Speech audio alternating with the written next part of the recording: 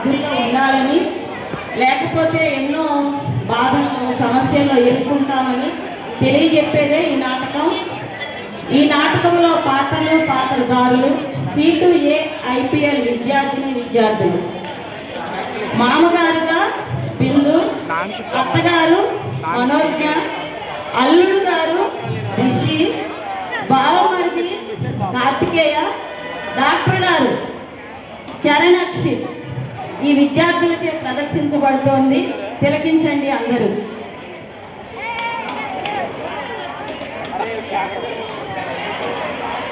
Compounder కూడా ఉన్నాడు, Lokesh compounder.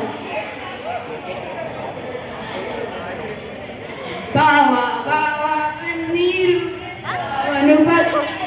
నేను ఇది వీధి తిప్పేరు ఈ సిరిగంధం పూసేరు బావా బావా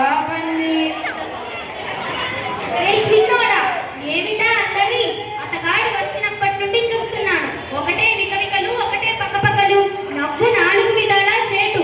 అలా నవ్వకండి అంటే వినరేంటి మీరు?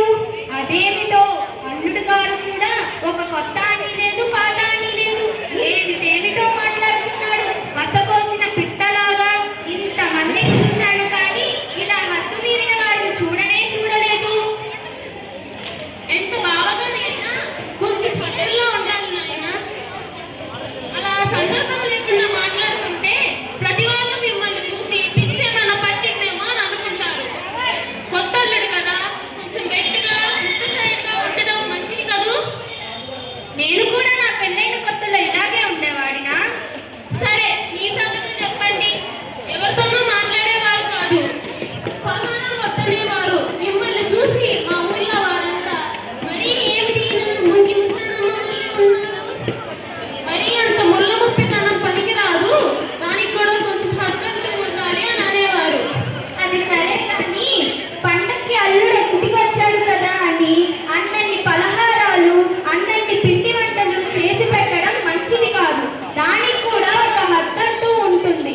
ఆ హద్దు మీరి అతనికి అన్ని చేసి పెట్టావే అనుకో, అతని ఆరోగ్యం పాడవుతుంది. పొద్దున్నే ఇడ్లీలు, మధ్యలో బొబ్బట్లు, గారెలతో భోజనం, 10ంటికి బొబ్బట్లు, గారెలు, వేయించిన శనగలు.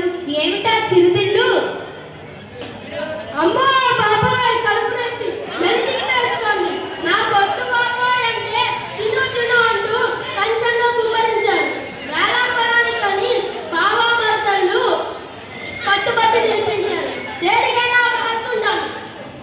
ఏమిటి నాయన బాధపడుతున్నావు? బాధ అంటే నా చిన్నప్పుడు లమబాధ. మీరు పెట్టిన గారెలు, పూరెలు, బొబ్బట్లు కడుపులో వచ్చాయి. ఎదురైతే కళ్ళు మండుతాయి. అమ్మా బాబాయ్ కలుపు నొప్పి. అవరికి తంపట వేరుశనక్కాయలు, తేగలు బాగా ఇష్టమంట కదా. బాబాయ్ ఇప్పుడు తర్వాత చూద్దాం.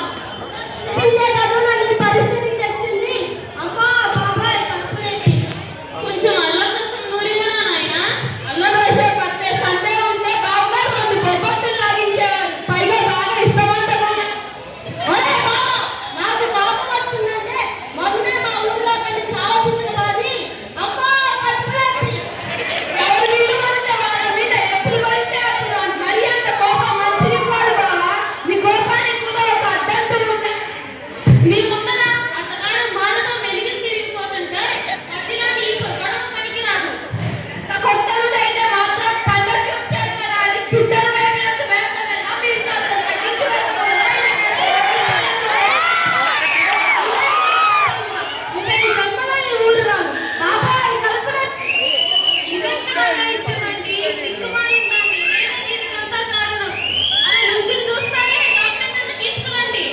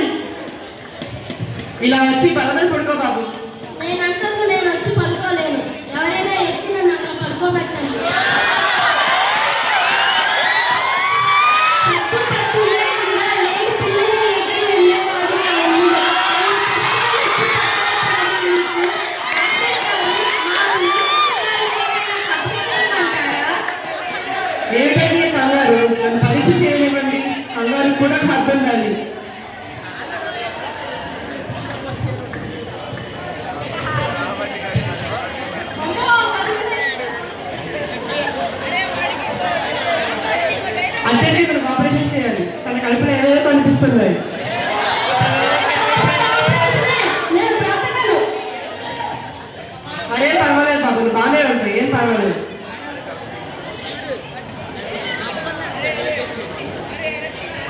ఏంటండి ఆపరేషన్ చేయాలా? రూపాయలు ఖర్చు. 1,00,000 రూపాయలే? ఏమిటి డాక్టర్ గారు, మీ ఫీజు కూడా హద్దు పద్దు లేకుండా పోతుంది. ఏం చేస్తామండి, ఆ 1,00,000 రూపాయలు కట్టించి మీ అల్లుడి గారిని బతికించుకోండి, లేదా భగవంతుని మీద భారం వేసేలా తీసుకువెళ్ళిపోయినా సరే. సరే, ఏమే భగవంతుడి మీద భారం వేసి అల్లుడిని ఇంటికి తీసుకుపోదామా? మీ పిసినారి కొట్టుతనం బంగారం కాదు, లోబిత్వానికి కూడా అంటూ ఉండాలి. అవతల అతను అవసరం వచ్చినప్పుడు కూడా ఖర్చు చేయకపోతే ఎలా? అంతా నీ మూలంగానే. కాదు మీ మూలంగానే. అంతా నువ్వే చేశావు. కాదు మీరే చేశారు. అంతా నువ్వే. అబ్బబ్బా ఏమిటండి ఇది, మీ కొట్లాడు కూడా ఇక్కడేనా? దానికి కూడా ఖర్చు ఉండాలి. సరే, ఇంకా కానివ్వండి డాక్టర్ గారు, అంతా మీ దయ, భగవంతుడి దయ. సరే కాంపౌండర్, ఆపరేషన్ కన్నా సిద్ధం చేయండి. అయ్యో బాబాయ్ ఎదురుకుంటున్నారు అంతరేంటి? డాక్టర్ వస్తారా? ఏదో ప్రశ్న నీకు ఎందుకయ్యా, కూర్చున్న బలంగా పెడుకో.